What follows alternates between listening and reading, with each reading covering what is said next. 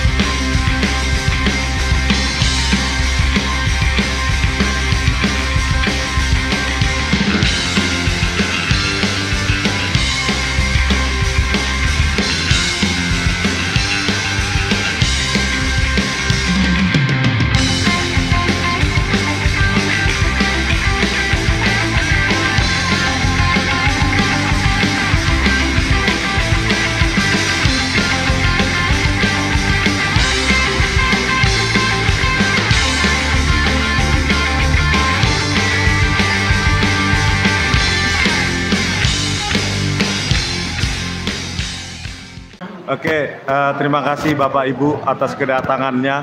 Kenalkan, saya seorang rakyat jelata, Rismon Zanipar, dari sebuah kota Baligi, kota kecil. Tetapi itulah ya, saya aktivis dadakan ini tidak seperti teman-teman semua, karena memang sebenarnya saya tidak ada kesengajaan untuk menceburkan diri ke sini dalam aktivitas ini. Dan semua sampai detik ini adalah biaya sendiri. Semua kita biaya sendiri. Perjalanan kami juga biaya sendiri. Jadi inilah perjuangan kita. Tadi kami sudah ke Colomadu ya, melihat betapa megahnya, luasnya 12.000 meter lahan dari rakyat untuk Pak Jokowi. Total biaya 204 miliar. Padahal yang kita tuntut hanyalah beliau untuk secara jujur, kalau memang ada ijazahnya tampilkan ke rakyat. Kalau tidak ada ya minta maaf, minta ampun pada rakyat yang telah menipu rakyat selama 10 tahun setidaknya ya. Oke, kenapa kita ingin menyudahi? Kita ingin menyudahi dinasti Jokowi yang sangat rakus, serakah terhadap kekuasaan. Karena dia dengan sengaja memanfaatkan kekuasaannya untuk membuat, karena gagal 3 periode, maka anaknya lah sebagai penggantinya menjadi wakil presiden. Dengan cara apa? Berkomplot, pemufakatan jahat antara KPU, Mahkamah Konstitusi, dan Ditjen Dikdasmen. Kami telah mengunjungi Ditjen Dikdasmen, bahwa memang benar, tidak bisa dibantah lagi bahwa Gibran tidak pernah lulus SMA dan tidak punya ijazah SMA, dan rapot SMA hanya 1 tahun. Itu melanggar undang-undang kita, Undang-Undang Pemilu nomor 7 tahun 2017. Ya. Sifat dari Gibran tentu mewarisi bapaknya. Apa itu? Di samping membuat kita melarat, hutang menggunung, yang paling penting dan menjadi perhatian saya adalah penegakan hukum yang hancur-hancuran, bobrok. Kepolisian hanya dipakai untuk kaki tangan kekuasaan. Selama 10 tahun Joko Widodo memerintah Republik ini, penegakan hukum itu hancur-hancuran. Salah satu bentuk rekayasa yaitu Jessica Wongso, seorang rakyat biasa, dipidana 20 tahun, akhirnya bebaskan setelah 8 tahun menjalani pidana di penjara, 4 bulan di sel tikus, padahal itu semua berupa atau hasil dari rekayasa Puslapor Polri. Siapa otaknya? Tito Karnavian sebagai Kapolda Metro Jaya 2016, yang selanjutnya dia menjadi Kapolri 2016 juga. Hanya menggunakan software untuk mengotak-atik, kita rakyat biasa bisa menjadi korban rekayasa kepolisian. Kalau saya salah, sudah sejak berapa tahun lalu saya sudah diciduk dan membusuk di penjara. Saya menjamin, saya begitu Prabowo Subianto mengganti Kapolri, sehari setelah itu saya akan melaporkan Tito Karnavian, Krisnamurti, Muhammad Nur Azhar, Christopher Harimanrianto, dan semua jaksa-jaksa dan hakim yang menggunakan hasil rekayasa kepolisian, yaitu Jaksa Ardhito Muardi, Sandi Handika, Sugi Karpalo, Hari Wibowo, Mailaini Wuwung, Wahyu Oktaviandi. Hakimnya Binsar Gultom, Partai Tulus Utapea, dan Kisworo. Mereka itu berkomplot semua. Penegakan hukum hancur di zaman Joko Widodo. Betul. Kalau seorang Jessica bisa menjadi korban, maka kita akan menjadi korban. Bisa menjadi korban oleh Parcok. Itu cuma satu kasus, belum kasus KM 50.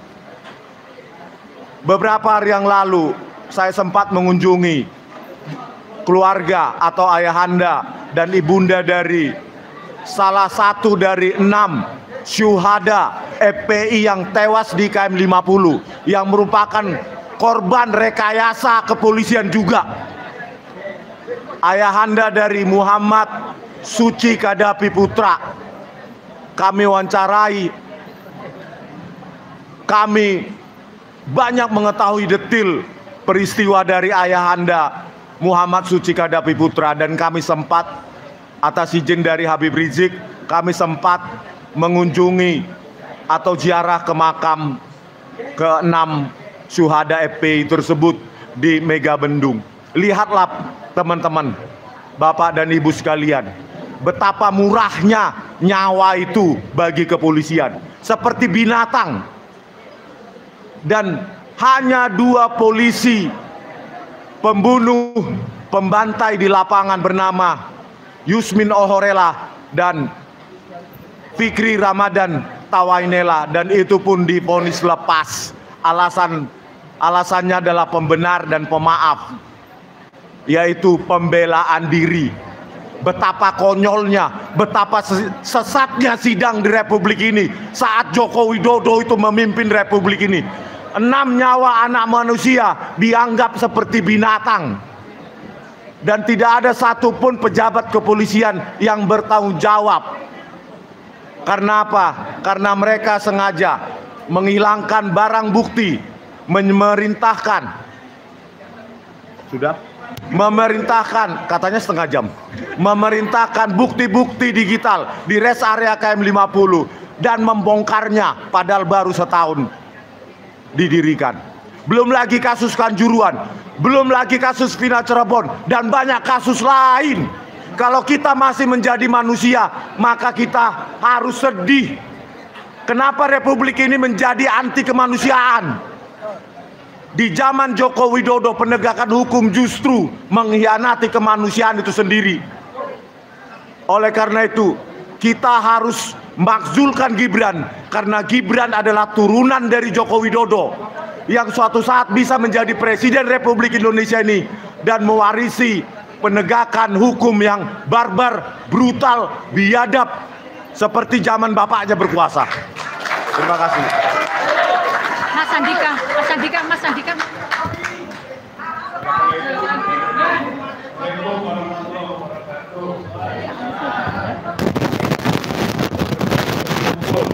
Membangun persatuan dan persaudaraan. Ukhuwah qiwamul quwwah. Persaudaraan adalah tonggak dari kekuatan. Kita akan mampu membangun kekuatan bersama jika kita memperkokoh persaudaraan.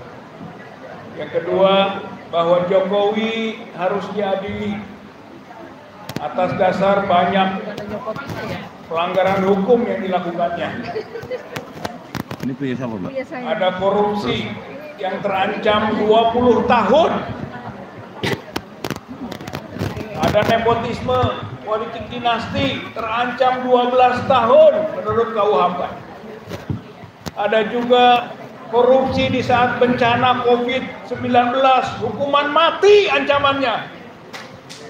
Jadi Jokowi itu kalau masuk ke pengadilan, diproses hukum secara benar, maka ada 3 kemungkinan, 12 tahun, 20 tahun, dan maksimal yang bisa kita tuntut bersama adalah hukuman mati bagi Jokowi. Jelas landasan hukumnya, bukan main-main, bukan emosi. Tentu saja bukan hanya Jokowi yang kita dorong agar diproses diadili, tapi juga makzulkan Gibran. Gibran ini adalah figur cacat konstitusi jelas, di mark up usianya, cacat administrasi jelas karena diloloskan oleh KPU walaupun belum ada pergantian PKPU. Bayangkan KPU seenaknya saja meloloskan Gibran sebelum ada penggantian PKPU. Cacat hak asasi karena High Commission of Human Rights di New York sudah menyatakan bahwa Gibran itu pelanggar hak asasi. Lolosnya itu tidak merupakan penghargaan terhadap hak asasi manusia. Begitu High Commission of Human Rights menyatakan. Dan tentu saja Gibran itu adalah orang yang cacat akademik. Ijazahnya palsu, bodong, bohong. Ternyata like father, like son. Sama saja bapak dan anak. Ijazahnya bodong, ijazahnya palsu. Mereka adalah peleceh akademik, melecehkan dunia kampus, melecehkan persekolahan. Artinya sebenarnya bapak-bapak ibu-ibu yang terakhir ini, ayo kita dorong supaya Jokowi diadili. Ayo kita dorong supaya Gibran dimakzulkan. Dan setelah dimakzulkan diadili juga si Gibran teh. Karena kalau tidak diadili enak saja itu orang. Indonesia mengalami hari gelap ketika dipimpin oleh orang seperti Jokowi dan Gibran. Mari kita buat terang. Dengan apa? Ingat di sini pernah dideklarasikan people power. People power di sini, di Solo ini. Ayo kita bergerak rakyat mendesak agar secara konstitusional nantinya Jokowi diadili, Gibran dimakzulkan dan diadili juga. Allahu Akbar.